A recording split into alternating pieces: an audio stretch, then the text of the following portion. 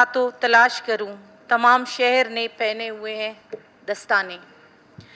जनाब स्पीकर, आज मेरी जो तवज्जो दिलाओ नोटिस है वो अब्दुल वाहिद रैसानी, जिसे 24 अप्रैल यानी माह रमज़ान में जो अपने घर से दफ्तर के लिए निकला इफ्तारी के बाद, उसको शहीद किया गया।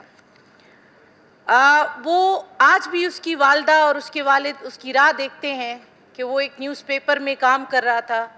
वो एक शख्स का कत्ल नहीं था, वो एक शऊर का कत्ल है। जनाब स्पीकर, इस तरह के नौजवान, जैसे मेरे भाई अहमद नवाज ने भी बात की, फैज़ान जैसे नौजवान, इनका सरेआम इस तरह कत्ल, और उसके बाद हमें गवर्नमेंट तसल्लियाँ और दिलासे और ट्विटर पर जो है ना एक मज़म्मती बयान, इन चीज़ों के लगने से मेरा ख्याल है हम मुतमईन या हमें तसल्लियाँ नहीं मिलती।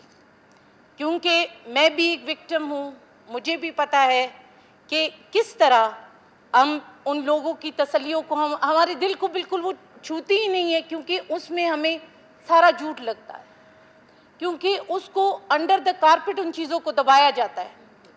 मैं इस कत्ल के हवाले से यानी जितने भी मुसलसल जितने भी बलूचिस्तान में वाक़यात हुए हैं, मैं उन्हीं से स्टार्ट ले लेती हूँ।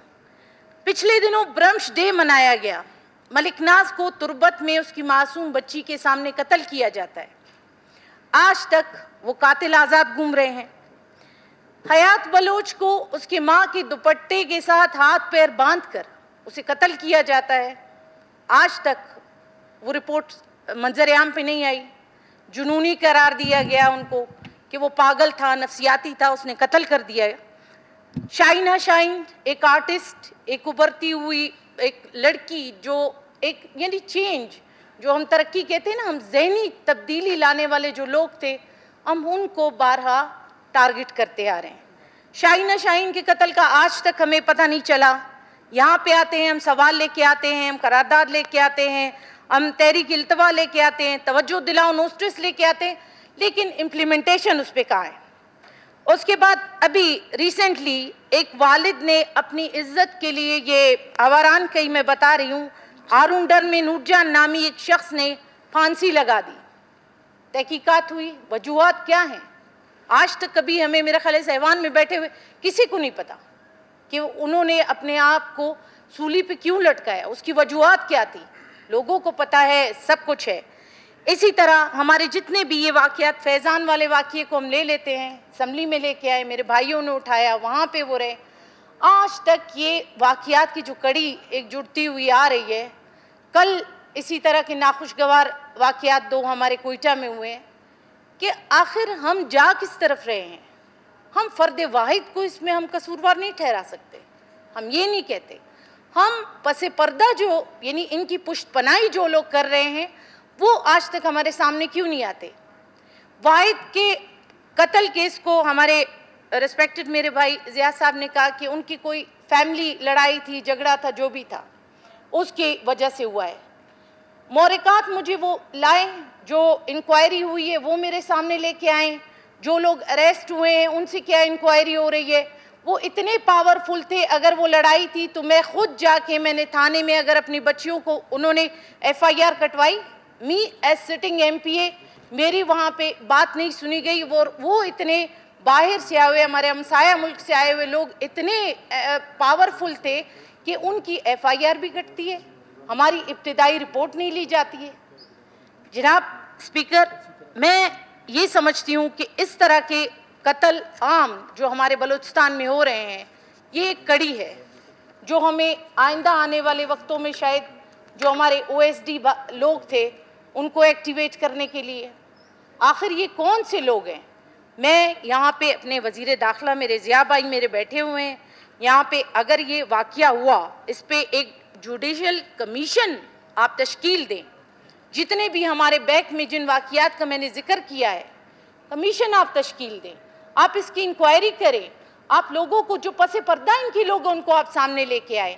जहां मैं सरियाब थाने की बात कर रही हूँ, आखिर वहाँ के स्टाफ को भी इस इंक्वायरी का पार्ट बनाया जाए कि कैसे वहाँ पे ایک رش والے ایریا میں قتل کیا جاتا ہے, سی سی فوٹیج ہے, اس کو 6 گولیاں ماری جاتی ہے, اور جو قتل کرنے والے ہیں کہتے ہیں ان کو پکڑا گیا ہے لیکن ان کو سزائیں نہیں ہو رہی ہے, وہ بھاگ گئے ہیں. مختلف سٹوری سنا کے دوبارہ یہ جو جتنا گند ہے اس کو انڈر دا کارپٹ لگا کے آپ مزید آپ ان کو گناہ کرنے کے لیے آپ ان کے لیے رائے اموان کر رہے ہیں.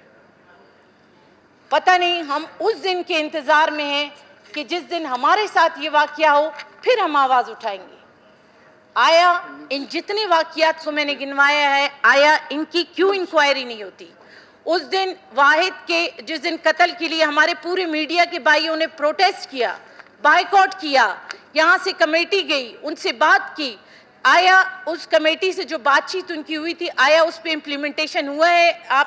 میں اپنے ضیاء بھائی سے اس کا آنسر لینا چاہوں گی کہ وہ جو کمیٹی گئی تھی تو آیا ان کی کیا فائنڈنگز ہے, انہوں نے ان سے کیا مذاکرات کی کہ ہمارے میڈیا کے بھائی آئے, ہمارے ایک صحافی بچے کو قتل کیا گیا, وہ ایک شعور تھا, وہ ایک نظریہ تھا, وہ بلوچستان کی ترقی کے لیے آگے جانا چاہتا تھا, وہ آواز بننا چاہتا تھا ہمارے لوگوں کی. لیکن آج تک جتنی بھی یہ کڑیاں ہیں, آج تک کبھی کہیں پہ بھی ہمیں اس کی پرماننٹلی کوئی تحقیقاتی رپورٹ یا اس پہ کوئی ایکشن نظر نہیں آیا. تو لہٰذا میں نے یہ جو توجہ دلاؤ نوٹس دیا ہے, میں اپنے وزیر داخلہ صاحب سے اس کی پوری کمیٹی جو ان کے پاس رپورٹ اور فائنڈنگز ہے وہ ہمیں اسمبلی میں پیش کرے, یہ اس کے بعد بھی ہوں ہمارے ساتھ رکھنا چاہتے ہیں تو پلیز جناب. وزیر داخلہ صاحب توجہ دلاؤ نوٹس کے متعلق اپنی وضاحت فرمائیں. اعوذ باللہ من الشیطان الرجیم, بسم اللہ الرحمن الرحیم. بہت شکریہ جناب چیئرمین. میری بہن نے توجہ دلائی نوٹس تو عبدالواحد ریسانی کے حوالے سے دیا تھا, لیکن انہوں نے ایک لمبا چوڑا سوال نامہ بھی رکھا, اس کو تھوڑا میں بھی ان کو بتا دوں کہ پہلے انہوں نے ذکر کیا ملک ناز بلوچ جو تربت میں ان کے ساتھ واقعہ پیش آیا تھا, تو ان کے واقعے کے فوراً بعد میں اور وزیر خزانہ ظہور بلیدی صاحب تربت پہنچے. اس میں جتنے بھی نامینیٹڈ جتنے بھی اس میں نامینیٹڈ فیملی والوں نے جتنے بھی نامینیٹ کیے تھے ملزمان کو, وہ تمام پکڑے گئے اس میں. اس کے بعد ایاد بلوچ کا واقعہ ہوا. ایوان میں پہلے بھی کہا تھا کہ وہ بھی ضرور نہیں ہے کوئی سپاہی کوئی حوالدار سے کوئی غلطی ہوتے ہے اس کے پیچھے ضرور کوئی بہت بڑا فلسفہ ہوگا کہ اس کو کسی نے کہا ہوگا. وہ اس نے ایک ذاتی غلطی کیا تھا, ذاتی ایک جرم کیا تھا, اس میں وہ پکڑا گیا اور اس میں اس کو سزا بھی ہوئی ہے جو نامینیٹ تھا اور جس سے یہ واقعہ پیش آیا تھا. اسی طرح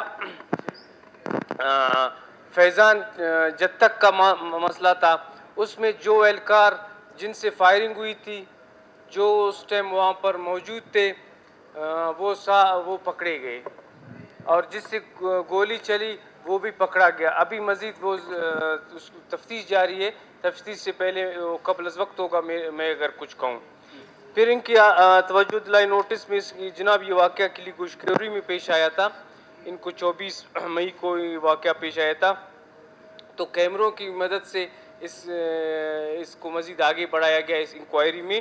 تو تفتیشی افسر نے موبائل کی CRD بھی حاصل کی جس میں سے 3 اشخاص ملزمان کی پہچان ہوئی تھی, جس میں جو ہے رفیع اللہ, کمال الدین اور ملزمات رابعہ کے نام سے ہوئی.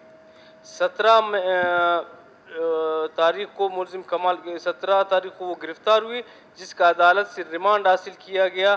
ملزم رفیع اللہ گرفتاری کی ڈر سے افغانستان بھاگ گیا ہے. گرفتار ملزم کمال الدین کا بیان زیر دفعہ 164 روبرو عدالت judicial magistrate 2 Sariab road Quetta میں قلمبند کیا گیا ہے, جس میں اس نے اپنی بہن ملزمات رابعہ اور اس کے شوہر رفیع اللہ کو بھی نامزد کیا ہے. مزید یہ بات سامنے آئی ہے کہ ملزم کا قبل ازی مقتول سے لڑائی جھگڑا ہوا تھا. گرفتار ملزم کو بعد از پورا ہونے کی مدت ریمانڈ منتقل کیا جائے گا, جوڈیشل ریمانڈ جیل منتقل کیا جائے گا. مورخہ 18 تاریخ کو ملزم رابعہ کو بھی گرفتار کیا گیا, جو کہ تاحال پولیس کے ریمانڈ میں, جس کی مزید تفتیش جاری ہے. ملزمہ کے گھر سے 2 عدد اسلحہ بھی برآمد کیا گیا ہے. دوران تفتیش یہ ثابت ہوا ہے کہ مقتول کا قتل ذاتی اناد اور رنجش کا نتیجہ تھا, نہ کہ اس کا صافی ہونا. مزید تفتیش جاری ہے جس کو مکمل طور پر پروسیکیوٹ کیا جائے گا.